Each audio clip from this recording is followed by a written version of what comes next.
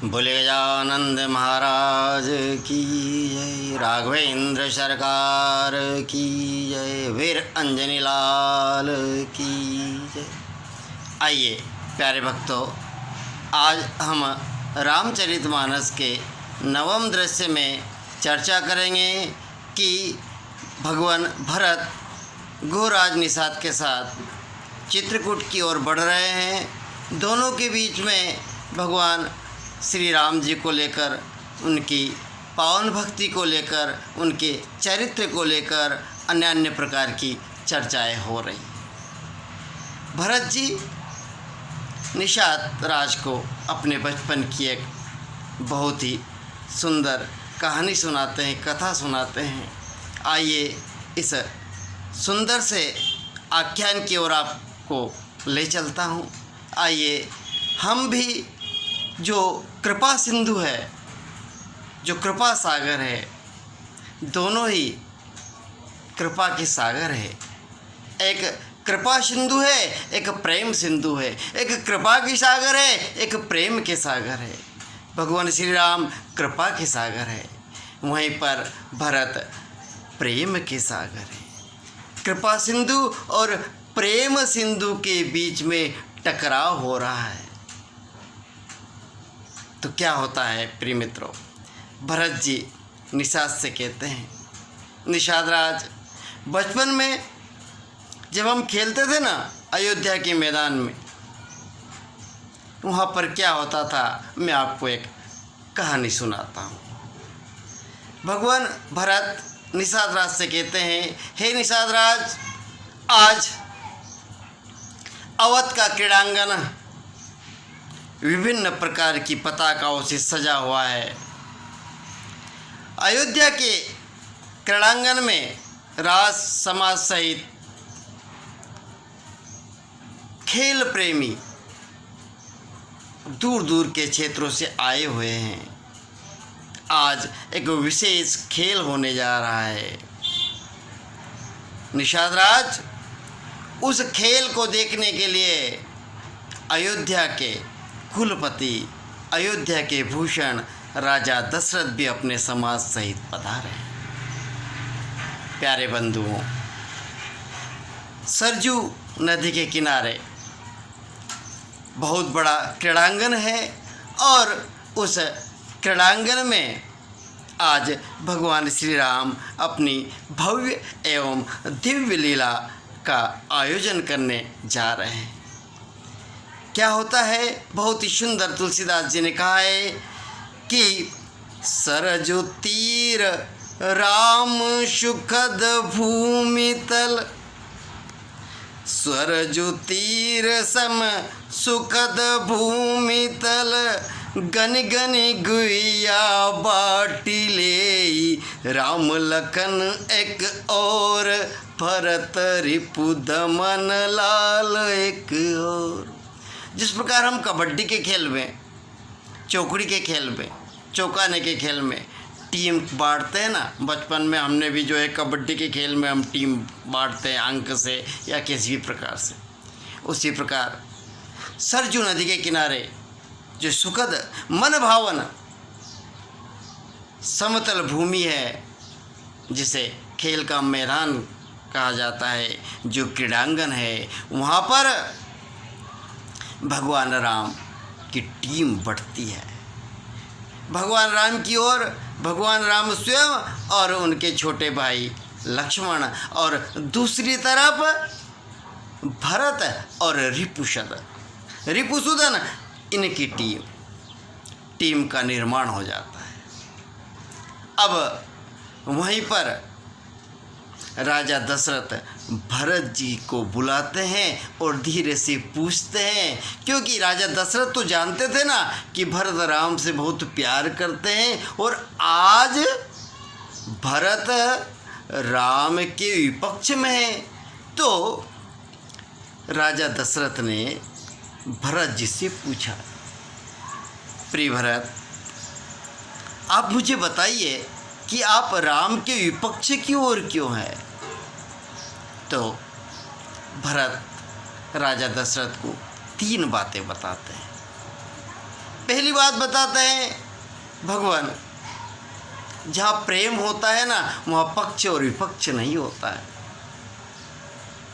और दूसरा यह कि ये जो मेरे भगवान लीला कर रहे हैं ना, इस लीला में मैं मेरा विशिष्ट योगदान दे सकूं, इस लीला को और उन्नत बनाने में मैं किस प्रकार सहभागी बन सकता हूँ, इसलिए मैं इनका विपक्षी बना हूँ।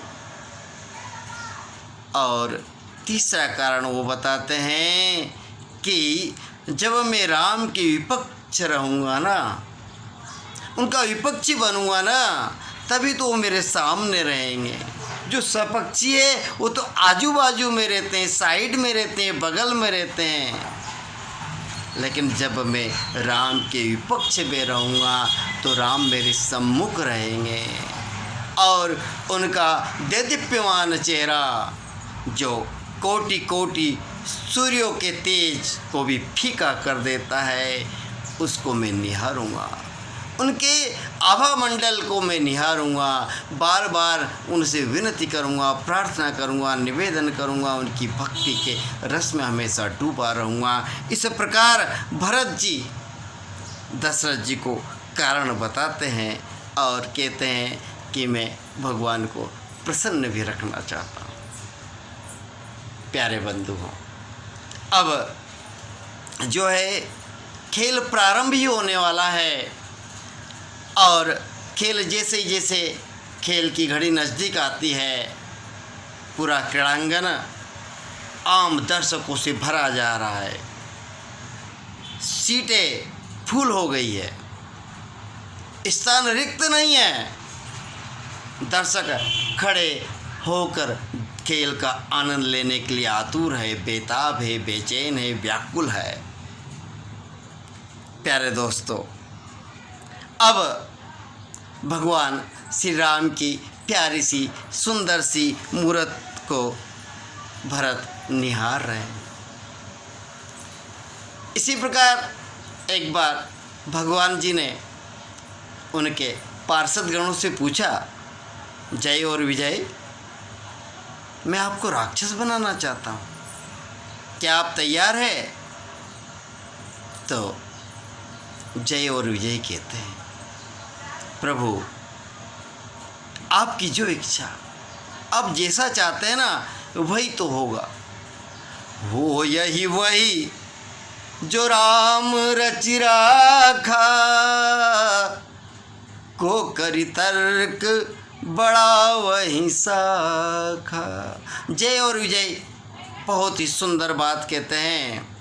क्या कहते हैं प्रभु जी से, भगवान आप हमें चाहे राक्षस बनाए या कुछ और, लेकिन जो भी बनाएंगे हम वही बनकर आपकी भक्ति में डूबे रहेंगे। तो जय और विजय कहते हैं, आप जो भी बना देंगे बन जाएंगे, वही बन करके हरि गुण गाएंगे।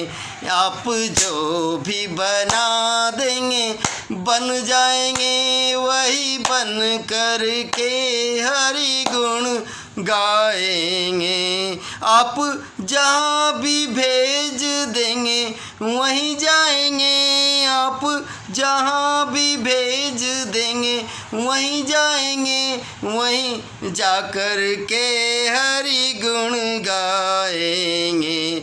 किसी वेश में रहे, किसी देश में रहे, किसी वेश में रहे, किसी देश में रहे, चाहे देश में रहे या विदेश में रहे, किसी वेश में रहे, किसी देश में रहे, चाहे देश में रहे या विदेश में रहे, आप जहाँ भी भेज देंगे चले जाएंगे, वहीं जाकर हरि गुण गाएंगे।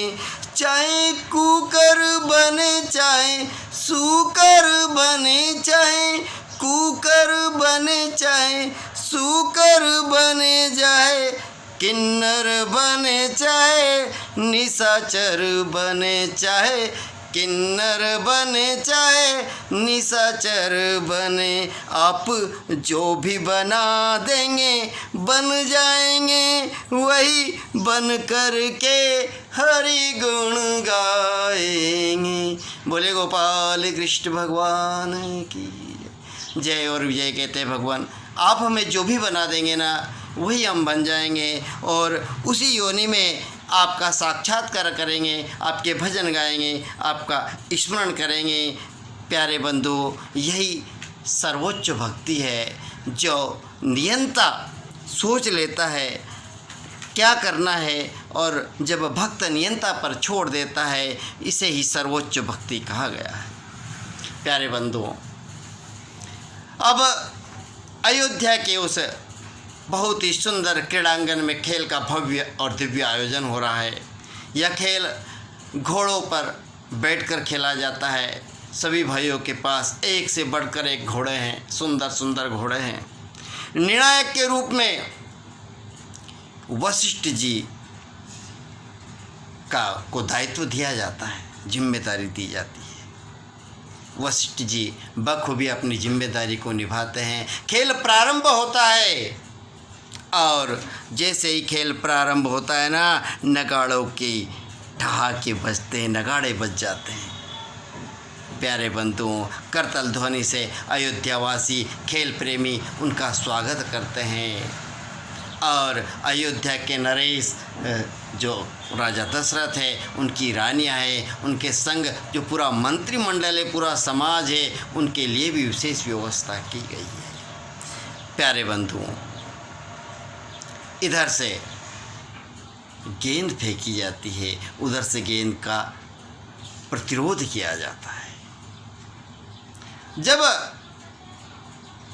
इस खेल के बारे में देवताओं को पता चलता है ना, तो देवता अपनी अपनी विमान पर बैठकर आकाश मार्ग में आते हैं और आकाश के मध्य ही ठहर कर वहीं से या तो दूरबीन के माध्यम से या उनकी दृष्टि ही इतनी तेज थी, इतनी तीव्र थी कि वे वहाँ से ही खेल के इस भव्य और दिव्य आयोजन को देखते हैं। जैसे ही देवता लोग उस खेल को देखने आते हैं, उनके विमानों की छाया से पूरा वायुमंडल, पूरा मैदान छायादित हो जाता है।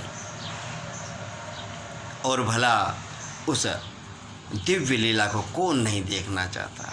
भगवान सूर्य वहीं ठहर जाते हैं, रुक जाते हैं, विश्राम दे देते हैं कुछ क्षण के लिए, और भगवान सूर्य भी अपना तेज मंद कर देते हैं। बादलों के समूह उस खेल को देखने आ रहे हैं, जिससे और भी वातावरण में ठंडक बढ़ गई है। और अब सभी खेल प्रेमी बड़े ही चाव से, बड़े ही प्रसन्न मन से उस खेल का आनंद ले रहे हैं। प्यारे बंधुओं, आज तो खेल भी रिझा गया है, खेल इतना प्रसन्न हो गया है, उसने कभी नहीं सोचा था कि मुझे बनाने वाला, मेरी रचना करने वाला इतनी सुंदरता से मुझे खेलेगा। आज तो खेल भी श्री राम के ऊपर मोहित हो गया है, उस टीम के ऊपर मोहित हो गया है। प्यारे भक्तों, क्या होता है कि इधर से भरत जी गेंद फेंकते हैं, उधर से राम जी, और राम जी की टीम उसका प्रतिरोध करती है। और कुछ ही क्षणों के पश्चात क्या होता है कि निर्णय की घड़ी आ जाती है। और जब निर्णय की घड़ी आती है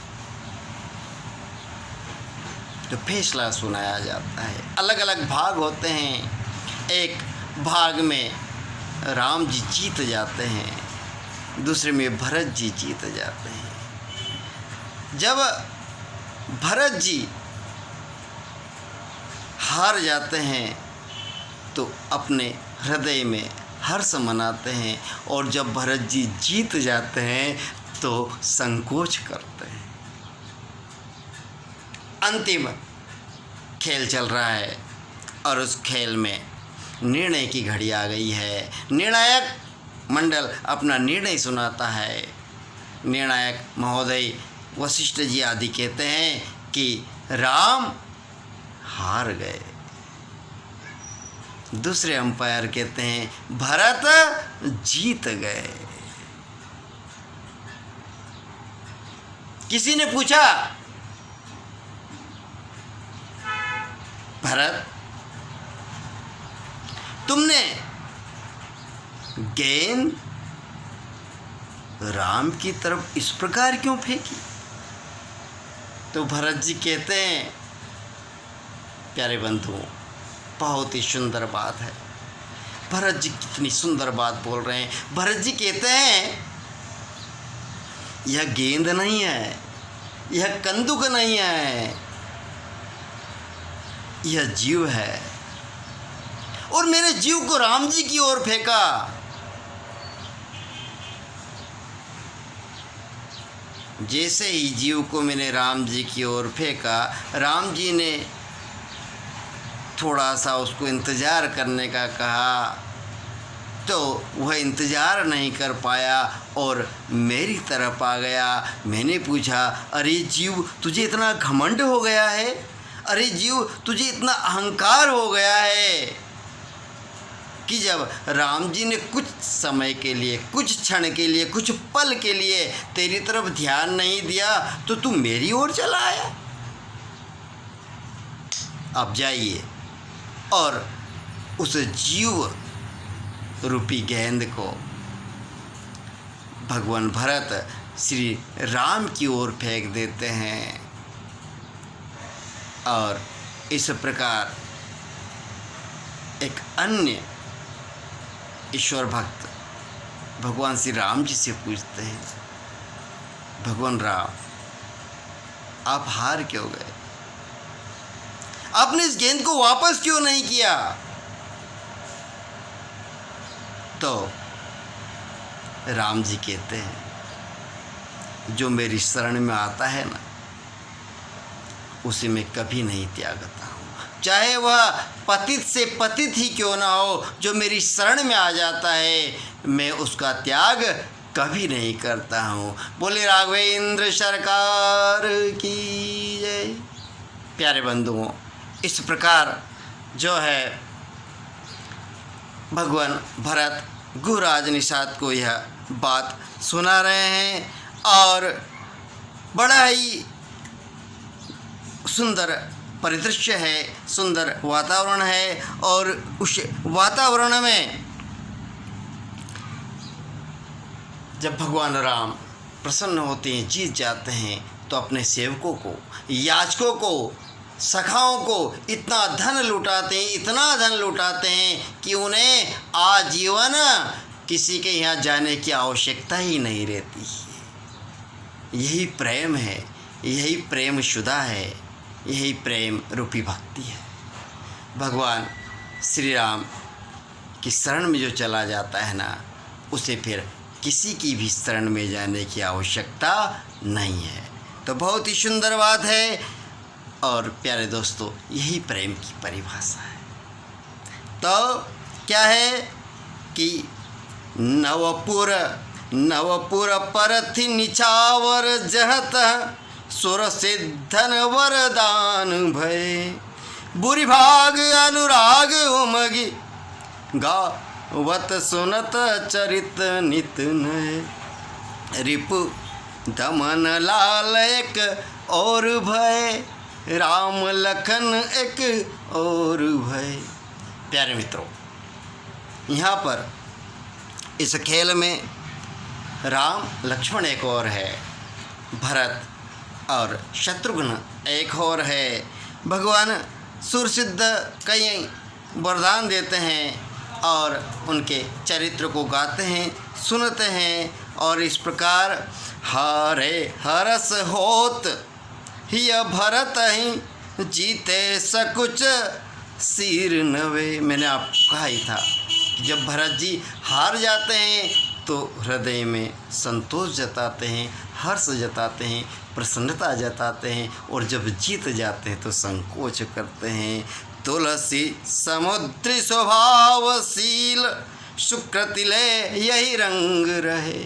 तुलसीदास जी कहते हैं कि भरत जी का तो स्वभाव ही समुद्र है, और इस प्रकार उनकी भगवान बार बार भूरी भूरी प्रशंसा करते हैं। भरत जी निषाद से कहते हैं, हे निषाद राज, जब से भैया वनवास गए हैं ना, तब से मैं बहुत दुखी हूँ, मैं उद्विग्न हूँ, मैं व्याकुल हूँ।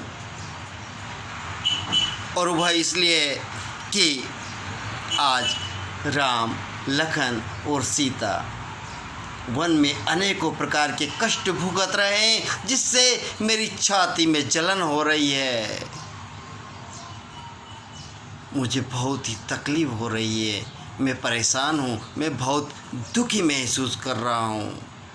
क्यों? क्योंकि आज जो राजसी लोग हैं वे वन वन भटक रहे हैं। इस प्रकार जो है निषाद से भरत अपनी व्यथा कहते हैं, क्योंकि भगवान श्री राम की परछाई भरत है। प्यारे बंधुओं, परछाई कभी अलग नहीं होती है।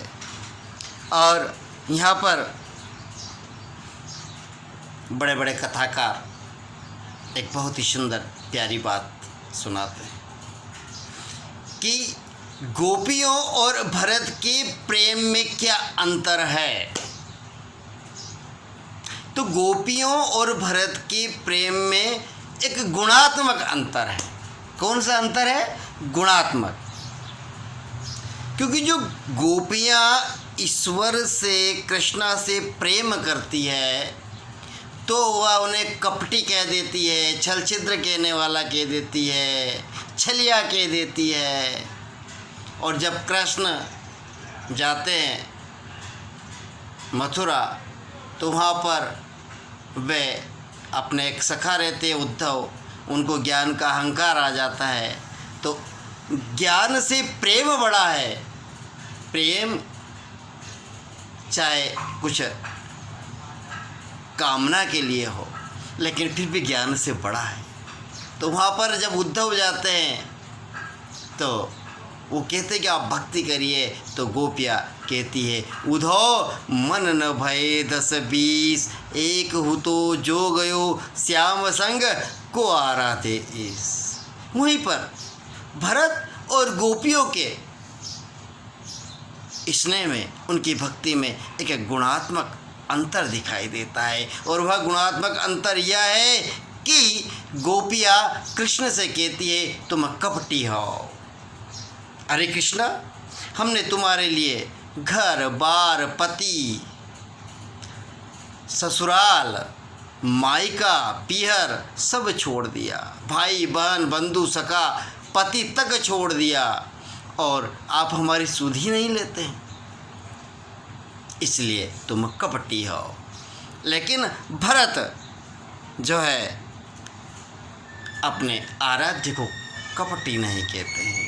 प्यारे दोस्तों, कामी और प्रेमी में एक ही अंतर होता है कि कामी को अपना सुख चाहिए और प्रेमी को प्रेमास्पद का सुख चाहिए। बोले गोपाल कृष्ण भगवान की।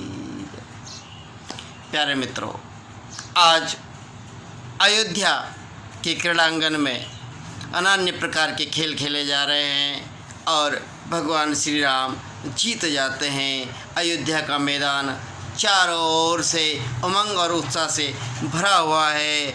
और इस प्रकार भगवान भरत निषाद राज से कहते हैं कि निषाद राज, मेरे प्रभु अनन्य भाव के रूप में प्रकट हो जाते हैं। वे एक ही बात से प्रसन्न होते हैं कि हम उनके चरित्र का गुणगान करें, उनके जीवन का अनुकरण करें।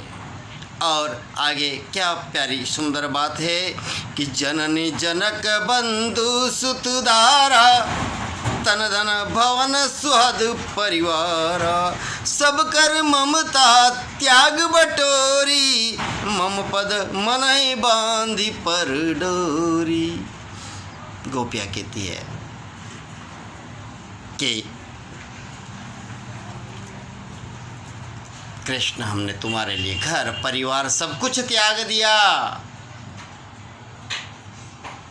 अर्थात यदि हमने कुछ कहा और किया और करने के बाद उस कार्य के बारे में वर्णन किया, बताया, नगाड़े ढोल बजा बजा कर, ढोल कूट कूट कर बता दिया कि मैंने तो 50,000 रुपये फला जगह पर दान किए हैं, मैंने तो 10 लाख फला जगह पर दान किए हैं, मैं तो रोज़ प्रतिदिन त्रिकाल संध्या करता हूँ, मैं तो रोज़ जो है भगवान की भक्ति करता हूँ, मंदिर जाता हूँ, मस्जिद जाता हूँ, गुरुद्वारे जाता हूँ। इसलिए ऐसा कहा गया है कि हम जो भी ईश्वर की भक्ति करें, हम जो भी अच्छा कार्य करें, उसका हमें बखान नहीं करना चाहिए। कामी और प्रेमी में यही तो अंतर है। भरत जी क्या कहते हैं, भरत जी क्या कहते हैं, सुनिए ज़रा। भरत जी बहुत प्यारी बात कहते हैं कि कपटी मैं हूँ। क्या कहते हैं भरत जी? कपटी कौन है? कपटी मैं हूँ, मेरे राम नहीं है। क्योंकि यदि मैं कपटी नहीं होता तो क्या राम जी मुझे त्याग कर जाते? नहीं जाते। इसलिए कपटी तो मैं हूँ। और गोपिया किसको कपटी कहती है? कृष्ण को कपटी कहती है। तो प्यारे दोस्तों, यहाँ पर कहने का आशय यह है कि हम भगवान को कपटी नहीं कह सकते, क्योंकि यदि हम उन्हें कपटी कहेंगे तो कामी हो जाएंगे। और इसलिए भगवान कृष्ण गीता में कहते हैं, कर्मण्येवाधिकारास्ते मा फलेषु कदाचन। हम भक्ति करें, हम ईश्वर की उपासना करें और हम जो है निष्काम भक्ति करें, यही हमें ईश्वर तत्व से मिलाती है, परमात्मा की ओर ले जाती है। तो भरत जी कहते हैं, कपटी कुटिल मोहि प्रभु कीना। गोपिया क्या कहती है? कृष्ण आप कपटी हो। और भरत जी क्या कहते हैं? कपटी कुटिल मोहि प्रभु कीना, तात नाथ संग नहीं लीना। भरत जी कहते हैं, निषाद राज देखिए ना, मैं कितना कपटी हूँ, कितना कुटिल हूँ कि मुझे श्री राम अपने साथ नहीं ले गए। मैंने ऐसा कौन सा पाप कर दिया था कि प्रभु ने मुझे त्याग दिया। प्यारे बंधुओं, बस यही कामी और प्रेमी में अंतर है। कामी अपना सुख चाहता है और प्रेमी प्रेमास्पद का सुख चाहता है। और भरत जी निरंतर राम जी का चिंतन करते रहते हैं। और प्यारे, ऐसा हो भी क्यों ना हो, क्योंकि क्या कभी चातक बादल के अंदर बुराई देखता है? इसीलिए कभी भी प्रेमी प्रेमास्पद के अंदर बुराई नहीं देखता, उसके दोष वह नहीं देखता, बस उसके अंदर अच्छा ही देखता है। और इस प्रकार जब भरत का नामकरण किया गया था तो वहाँ पर बात आई थी और गुरु जी ने कहा था, विश्वभरण पोषण कर जोई, ताको नाम भरत अस होई। प्यारे दोस्तों, भगवान राम का प्रेम ही पूरे संसार का भरण पोषण करता है। इसी प्रकार निषाद राज और भरत दोनों ही प्रभु का स्मरण करते हुए चित्रकूट की ओर जा रहे हैं। दसम दृश्य में भगवान श्री राम और भरत का मिलाप होगा। हम दसम दृश्य में भरत मिलाप की चर्चा करेंगे। तब तक आप हरि स्मरण करते रहिए। श्री राम, जय जय राम, जय जय सिया राम।